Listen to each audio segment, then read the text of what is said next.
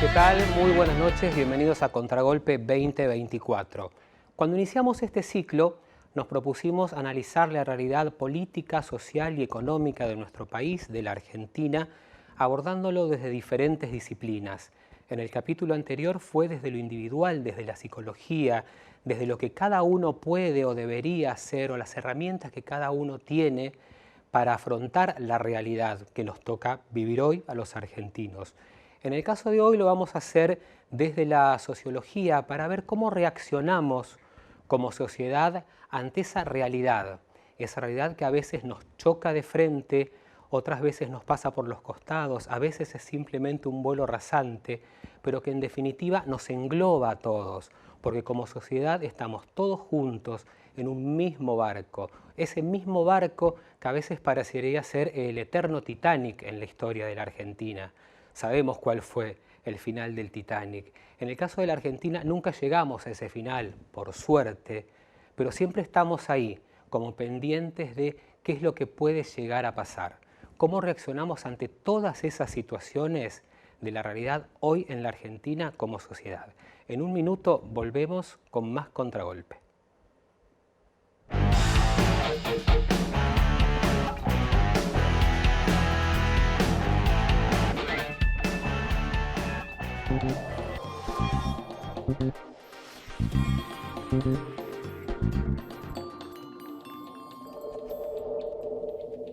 Vacía y cepilla los recipientes que acumulen agua. Tira agua hirviendo en desagües y rejillas y coloca mosquiteros. Juntos podemos prevenir el dengue. Más información en buenosaires.gov.ar/dengue. Buenos Aires Ciudad. ¿Qué es lo que hace a Termas de Río Hondo un destino único? Es más que simplemente un lugar. Es una experiencia. Conecta con la naturaleza, el deporte, la diversión y las expresiones más puras de nuestra querida tierra. Cada aventura, cada sonrisa, cada lugar te cautiva desde el primer día. Y te aseguro, vas a querer regresar.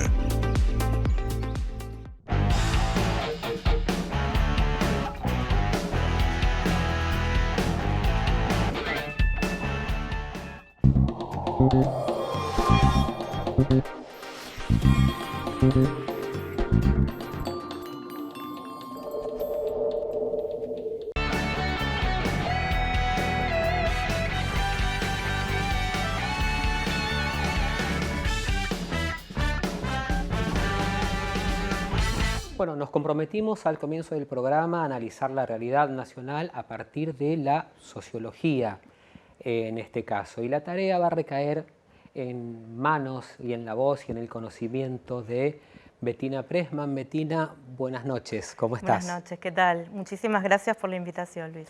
No, por favor, agregemos. Bettina es egresada de la Universidad de Buenos Aires, socióloga, universidad pública, educación pública, algo que vamos a defender siempre desde este programa y estimo que como sociedad también. Bettina, sociedad, sociología, ¿cómo está la sociedad argentina hoy? ¿Cuáles son las principales preocupaciones y cómo lo ves? ¿Cuál es el análisis que haces de lo que nos está pasando? Bueno, en términos generales, lo que podríamos observar, digamos que tenemos varios frentes, ¿no? Tanto en lo político, en lo social y en lo cultural, son varios frentes de batalla, ¿sí? Y en términos generales, digamos, a mí no me gusta, digamos, hablar de sociedad, sino que lo que uno intenta hacer es abordar por diferentes grupos sociales, ¿no? Podríamos pensar qué está sucediendo con los jóvenes, en primer lugar, con su inserción laboral, qué está sucediendo con los jubilados, qué está sucediendo con las mujeres, ¿sí? Qué está sucediendo con la gente y el campo de lo laboral, el trabajo, las inserciones laborales. Entonces, en ese sentido, me parece que es interesante tal vez desagregar, ¿no? Por lo que nosotros llamamos diferentes sujetos o actores sociales. ¿Sí? Claro, el espectro es muy amplio, en realidad. Vos hablabas de los jóvenes, por ejemplo. Hace algunos días vimos la marcha en defensa de la educación pública, un par de días después la marcha por el Día del Trabajador, en realidad. Finalmente, hay ahí una necesidad de manifestar de decir que hay un problema, pero uno siente que hay una parte de la sociedad que es indiferente ante ese reclamo. ¿Cómo conviven esas dos realidades? Esa gente a la cual la educación pública no le importa, no le interesa, siente que no es su problema.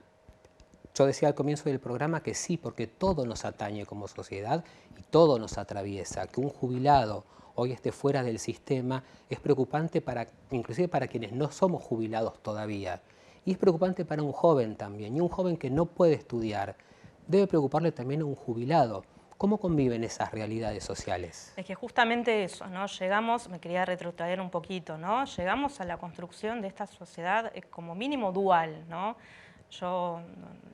Pues siempre se habla de la grieta, digamos, y las dos miradas, pero creo que hay muchas mini grietas, y esas mini grietas, digamos, están en consistencia conflictiva, ¿no? Todo el tiempo. O sea, por un lado tenés los mismos jóvenes, ¿no? Que en algún momento pueden haber expresado su voto hacia alguna opción política que justamente no está de acuerdo, digamos, con la educación pública o con la noción de lo público en términos generales, pueden haber participado inclusive, ¿no? De esta manifestación. O sea que en ese sentido me parece que no es tan, yo no dividiría, digamos, ¿no? Como una expresión a favor de o otra expresión en contra de, sino que conviven heterogéneamente, ¿sí? Podés tener, y eso me pasó, digamos, ¿no? Yo soy docente hace muchísimos años en diversas instituciones públicas y estudiantes que, bueno, que se expresaban en los espacios públicos, ¿no? Muy críticamente acerca de alguna gestión, ¿no? de lo público y que, sin embargo, hoy en día están defendiendo esos espacios, ¿no? En esta manifestación o en espacios, en diversos espacios, ¿no? Entonces, hay como una convivencia contradictoria, ¿no? entre los mismos jóvenes, ¿no? Que también eso es en cierta forma esperanzador, ¿no? Porque lo que puede haber confluido en ciertas ideas o en alguna desesperanza en algún momento, hacia futuro puede ir hacia otros horizontes, ¿no? Ese es en cuanto a ese actor social en particular. Y por otro lado, también esto, ¿no? ¿Qué ha pasado, ¿no? en cierta gestión pública, digamos, ¿no? Cierta, precisamente, ¿no? O sea, que ha hecho a la gente alejarse, ¿no? de lo que eran las reivindicaciones que uno consideraba que la sociedad argentina coincidía en términos generales, ¿no? En cuanto a la noción de democracia, de educación pública, de la universidad pública en particular, y confluía en la defensa de esos valores en los últimos 40 años, ¿no? Entonces, hay que ver, digamos, si los últimos años o los procesos de los últimos años no llevaron a cierto descreimiento, ¿sí? De esos baluartes y esos valores por por ciertos manejos o ciertas gestiones de la cosa pública, ¿no? En términos generales. Claro, yo a eso lo llamo empatía. ¿En qué momento perdimos la empatía? ¿En qué pregunta? ¿Cuál fue la causa? ¿Cuál fue el detonante de esa pérdida y que nos lleva ahora a vivir en una situación casi de individualismo? Yo creo que este hiperindividualismo, ¿no? Esto no solamente sucede en la Argentina, sino que esto sucede, digamos, a nivel mundial, ¿no? O sea, la exacerbación del individuo pasa, digamos, en otros lugares también, en otras geografías.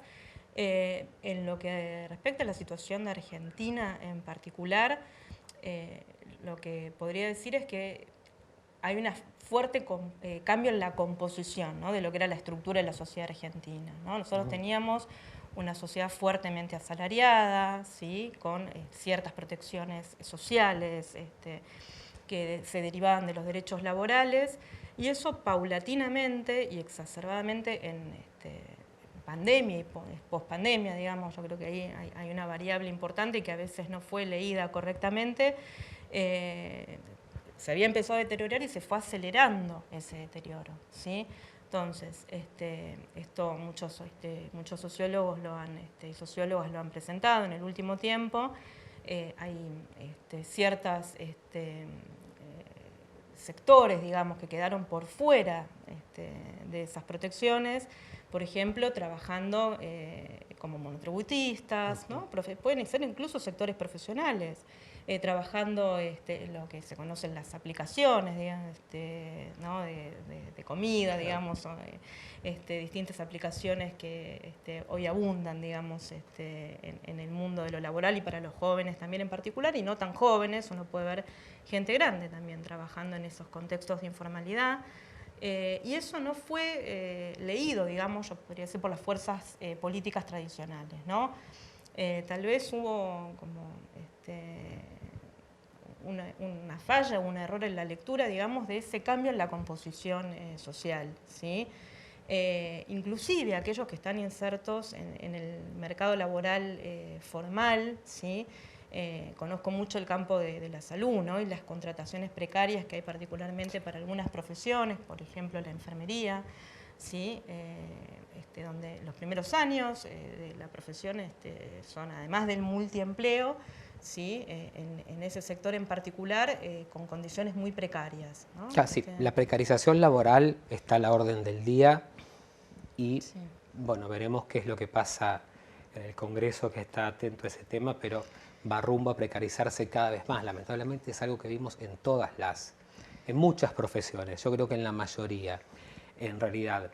Vos hablabas un poco de estas diferentes cosas que nos unen y las que nos dividen, sobre todo. ¿Por qué es tan fácil unirse en los momentos de felicidad, como puede ser Argentina campeón del mundo, y tener millones de gente en todas las plazas, en los principales centros del país, manifestando esa alegría con una felicidad enorme? ¿Y por qué nos cuesta tanto tener esa misma actitud ante las situaciones problemáticas? Claro, a mí me parece que el tema es qué definimos cada uno de nosotros como problemático, ¿no? Y vuelvo un poco a la cuestión del hiperindividualismo. La cuestión de la precarización laboral yo la traía en su momento porque esto hizo que muchas personas vieran, ¿no? Que lo que eran, digamos, ciertos derechos asociados tradicionalmente a la protección del Estado, ¿no? Vacaciones, jubilación, ¿no? O sea, fueran derechos de una minoría, privilegiada, ¿no? Entonces, en un punto, eso hizo exacerbar aún más el individualismo, ¿no? Si esto a mí no me toca, o sea, a mí no me sirve, en realidad, o sea, yo nunca voy a tener esa protección, por lo tanto, esto no es para mí, ¿no? Entonces, eso fue generando un poco esta cuestión del sálvese quien pueda, ¿no? Yo creo que estamos en el hiper-exacerbación del sálvese quien pueda, creo que como nunca lo habíamos visto, ¿no? O sea, ni siquiera en los años 90. Por lo tanto, me parece que también viene por ese lado, ¿no? La percepción de lo que es crítico, lo que es problemático, ¿no? Incluso yo te decía el ejemplo de los jóvenes, ¿no? Para algunos jóvenes puede haber sido alguna situación problemática en un momento y reinterpretar rápidamente, por ejemplo, cuando sucedió esto, ¿no? Eso afectó directamente sus intereses, como en el caso de la manifestación masiva a favor de la educación pública, ¿no? Ahí hubo una recomposición, ¿no? De lo que eran sus intereses, ¿no? Pero en otros casos, digamos, eso generó una cuestión de, hiperindividualización de los problemas, digamos, ¿no? No hay una construcción colectiva, ¿no? Como lo que planteabas respecto al Mundial, ¿no? Ahí, bueno, nos embanderamos todos, nos ponemos la celeste y blanca y vamos frente, bueno, a ese momento, ¿no? De alegría, digamos, ¿no? Y de felicidad para el conjunto, ¿sí? Lo que me parece que hay mucha dificultad en construir, ¿sí? Una idea de felicidad colectiva en otros planos, ¿no? O sea, o de lo que sería un destino común, ¿no? Que era un poco la conciencia, ¿a dónde vamos? Y en ese punto el hiperindividualismo lleva a esto, ¿no? O sea, bueno, yo me salvo trabajando en la aplicación, o yo me salvo con mi kiosquito, digamos, personal, y lo que suceda, digamos, con el otro o con los otros, con las otras, digamos, me tienen muy sin cuidado. Entonces, es difícil pensar, ¿no? En este momento, me parece, no quiero ser pesimista, pero cuesta mucho pensar cómo recomponer, ¿no? Ese destino común y esos valores comunes, ¿no? Lo que hablamos al principio, vimos que lo que pensamos que no iba a suceder, que eran los valores conseguidos en los últimos 40 años de democracia, ¿no? En torno a los derechos humanos, digamos, ¿no? Y la defensa de ciertos principios, bueno, eso empezó a trastabillar o a ser cuestionado, ¿no? Entonces, un horizonte común no es algo que se construya de la noche a la mañana, y me parece que lamentablemente, ¿no? Digamos, es muy difícil pensar a futuro en este momento cuál podría ser ese horizonte de sentido, ¿no? Lo que hay que construir son sentidos y significados comunes, o podría ser, y arriesgar un poco más, ¿no? Los sentidos o los significados comunes que puedan construirse a futuro y vienen un poco más, por lo menos en el corto plazo, por esta cuestión, ¿no? Del sálvese quien pueda, o cada uno resguardar su espacio, y no como sociedad, ¿no? Está a nivel colectivo o grupal. ¿Sentís que en los grandes actores sociales, llámense políticos, llámense medios de comunicación, llámense redes sociales, hay algún interés en que se reconstruya ese tejido de unidad? El tema es qué sentido, ¿no? ¿Qué sentido se le da a esa unidad, ¿no? Digamos, en los sectores lo resumo, para mí sentido, ¿no? Es simplemente sí. esta cosa de ser empático con el otro, aunque tu problema no me afecta a mí directamente, sentir que de alguna manera yo formo parte de ese problema, quizá no de la solución, pero ser solidario, ser empático, que creo que es lo que nos está faltando como sociedad. Entiendo que a nivel mundial, que no es simplemente un problema de la Argentina. Sí, creo que la mayor dificultad viene en esa reconstrucción de la empatía, ¿no? Por eso han ganado, digamos, estas corrientes, digamos, más liberales, que están en este momento, digamos, orientando los destinos del país, son las que han ganado peso, ¿no? O sea, por eso se ha ganado una elección de la manera en que se ha ganado, porque la reconstrucción, lamentablemente, del sentido no viene por lo empático, ¿no? Justamente me parece que abrevar en las individualidades y en la división, ¿no? En la división entre argentinos, y en abrevar justamente en valores que son lo contrario a lo que planteás, ¿no? Todo lo contrario a la solidaridad, o todo lo contrario, digamos, a un destino colectivo, con esa lógica, me parece que es lo que está predominando, ¿no? Y esto lo podemos ver en las últimas discusiones parlamentarias, ¿no? El sentido tiene que ver con justamente una redistribución, ahí no puedo dejar de hablar de eso, ¿no? Una redistribución en lo económico, que tiene que ver con, bueno, asignar determinados recursos en el reparto de esa torta a ciertos actores económicos y sociales, ¿no? Y que no van en el sentido justamente de una redistribución solidaria. ¿No? Me parece, en ese sentido, lamentablemente, en este contexto, me parece que es muy difícil desde los actores políticos tradicionales, ¿no? Y además me parece que sí hay una intencionalidad muy clara de cierta construcción de sentido hacia lo contrario, ¿no? Y eso lo quiero remarcar, hacia la hiperindividualidad y hacia la noción de ver al otro o a la otra, digamos, como un enemigo o una enemiga, ¿no? O sea, la imposibilidad, no, antes, ¿no? Esta cuestión de, esto ha sucedido muchísimo, y no desde ahora, sino en los últimos 10 o 15 años, uno podría tener una diferencia política con algún familiar, con algún amigo, y eso no implicaba la ruptura del vínculo, ¿no? Entonces yo creo que, y esto no es una cuestión del proceso actual, sino que se viene arrastrando en los últimos tiempos, es imposible esa reconstrucción de entender una mirada distinta, o sea, la perspectiva diferente del otro, y eso es lo que hace, digamos, la posibilidad de una construcción de sociedad, ¿no? En términos más clásicos, ¿no? De ir hacia un objetivo común.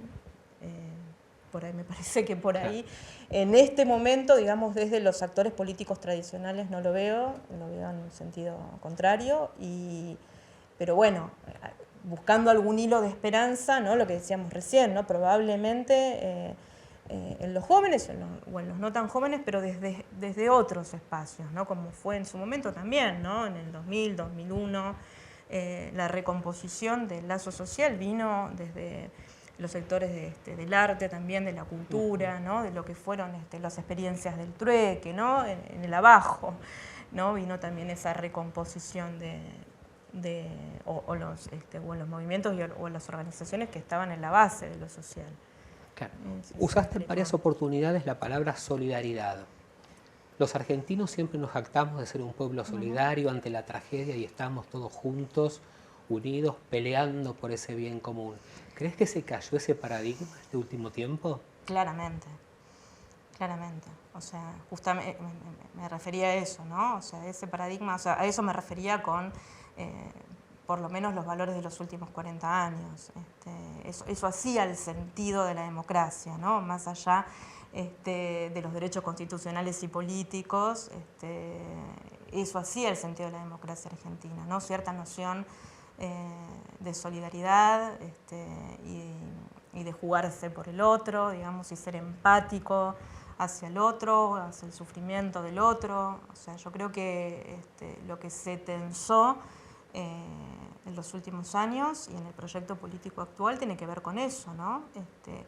Con no solamente ser indiferente hacia ese otro, sino que eso constituye un valor en sí mismo, ¿no? O sea, la propia indiferencia hacia las problemáticas de los demás, ¿no? O sea, eso se está constituyendo lamentablemente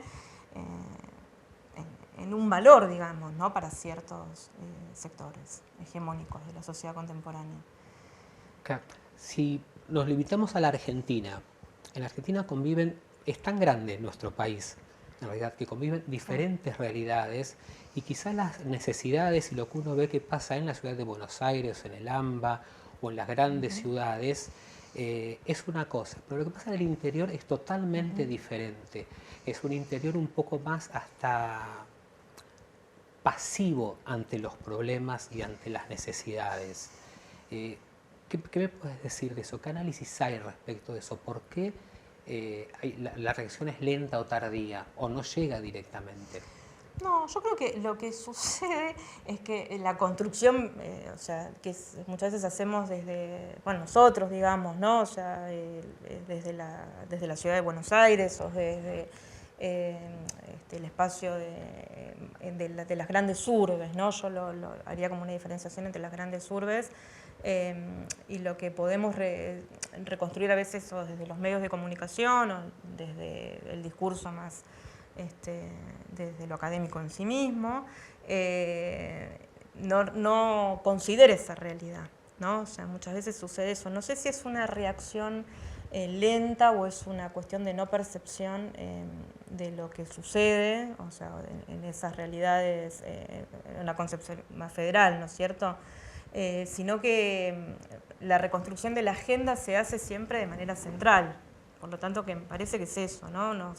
Hay como en su momento, digamos, hubo un intento, ¿sí?, de que hubiese mayor llegada de los medios de distintas provincias, digamos, ¿no? Una mirada un poco más federal y en la realidad yo creo que lo que sucede es que desde la ciudad de Buenos Aires y de las grandes urbes en general hay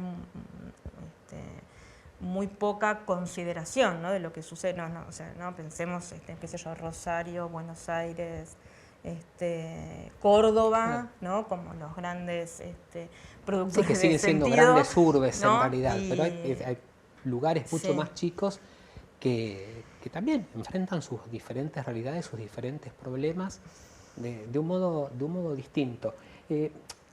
Vos hablabas hace un momento de esta cosa, de estas diferentes realidades. Yo pensaba en el revanchismo que hay a veces, esta cosa de si hay derechos laborales que yo no los tuve nunca, entonces ¿por qué los voy a defender si no los tuve ni los voy a tener? Y pasa con cosas muy sencillas, hasta con la tarifa de la luz, por ejemplo, de energía eléctrica. Cuando todos aquí en Buenos Aires nos quejamos porque la tarifa se duplicó, se triplicó, se fue por las nubes, tenés voces del interior que gritan, claro, pero nosotros hace años que pagamos cualquier tarifa. Y es cierto, hace años que pagan cualquier precio. Y se ve casi como una sed de venganza en eso. Desde ese lugar, ¿qué se puede construir o qué se puede destruir?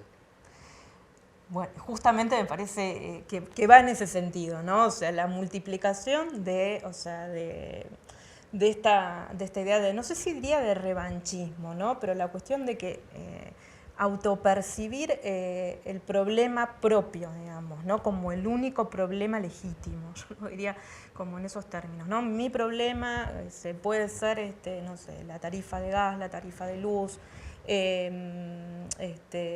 la nafta, ¿no? O sea, los problemas que puede llegar a tener ahora la clase media porteña, ¿no? Y frente a lo cual, ¿no? O sea, justamente en el interior estas situaciones, yo no diría como revanchismo, ¿no? Sino como una cuestión, bueno, esto ya venía pasando y no había un registro de que estas situaciones se daban de la misma manera que los están pasando o padeciendo ahora en distintas localidades del interior del país, ¿no? Entonces es como una cuestión de, no diría de revanchismo, pero sí de, bueno, ahora se dan cuenta que eso también es una problemática, ¿no? O sea, de evidenciar una problemática y de poner justamente, ¿no? O sea, recién se construye como problemática. ¿Cuándo se construye como problemática? Cuando nos sucede a nosotros, en las grandes urbes, y particularmente en la ciudad de Buenos Aires. Entonces yo creo que tiene que ver con una cuestión de, más que nada, de evidenciar situaciones que ya se estaban padeciendo, ¿no? Yo no diría como, en ese plano no lo pondría como una cuestión de revanchismo, ¿no? Bettina Pressman, muchísimas gracias por habernos acompañado esta noche en Contragolpe. Gracias por haberme ayudado con este problemita. Volvemos en un minuto. Bueno, esperemos haya sido oportuno todo lo que estuvimos hablando esta noche aquí en Contragolpe. Otra vez nos toca a nosotros tratar de reconstruir esta sociedad de la cual alguna vez formamos parte. Y quería leer, con este poco de voz que me queda, algo muy corto de Bertolt Brecht, ese dramaturgo del siglo XX, que dice: primero se llevaron a los judíos, pero como yo no era judío no me importó. Después se llevaron a los comunistas, pero como yo no era comunista tampoco me importó. Luego se llevaron a los obreros, pero como yo no era obrero tampoco me importó. Más tarde se llevaron a los intelectuales, pero como yo no era intelectual tampoco me importó. Después siguieron los curas, pero como yo no era cura tampoco me importó. Ahora vienen por mí, pero es demasiado tarde. Tratemos como argentinos de que no sea demasiado tarde. Buenas noches, gracias por habernos acompañado en Contragolpe. Los espero la semana próxima por Metro.